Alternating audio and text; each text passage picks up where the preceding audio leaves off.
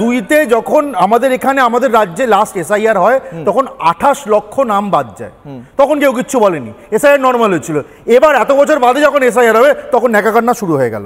2023-এর data আমার কাছে রয়েছে, যখন রেশন কার্ডের সঙ্গে আধার কার্ড সংযুক্তিকরণের প্রক্রিয়া শুরু হলো, প্রথম আমাদের রাজ্য সরকার কিন্তু সেটা বিরোধিতা করে, তৃণমূল কংগ্রেস বিরোধিতা করে।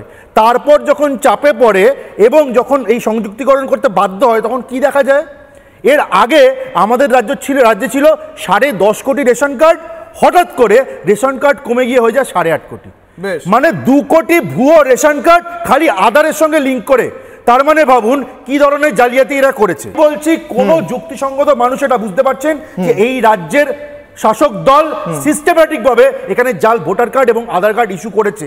এখানে পরিষ্কার অনুপ্রবেশ যারা করেছে তাদেরকে শেল্টার দিচ্ছে। আমি এক লাইনে শেষ করছি, শেল্টার দিচ্ছে, এবং এই কারণে বাঙালি রশ্মিতা করে গুলিয়ে দিয়ে এই অনুপ্রবেশকারী রোহিঙ্গাদেরকে ঢাল দিয়ে বাঁচানোর চেষ্টা করছে মুখ্যমন্ত্রী মমতা বন্দ্যোপাধ্যায়। কিন্তু যেটা পরিস্থিতি, এসআইআর হবেই, এবং এসআইআর হলে এই অনুপ্রবেশকারী, এই রোহিঙ্গা, এই জাল ভোটার প্রত্যেকে কিন্তু বাদ যাবে। আর যুক্তির কথা ভাবুন, যে মৃত সে তো ভোট দিতে আসবে না, তার নামটা থাকবে কেন? যে মাইগ্রেট বুঝলাম আমার প্রশ্ন, তার নাম থাকবে কেন?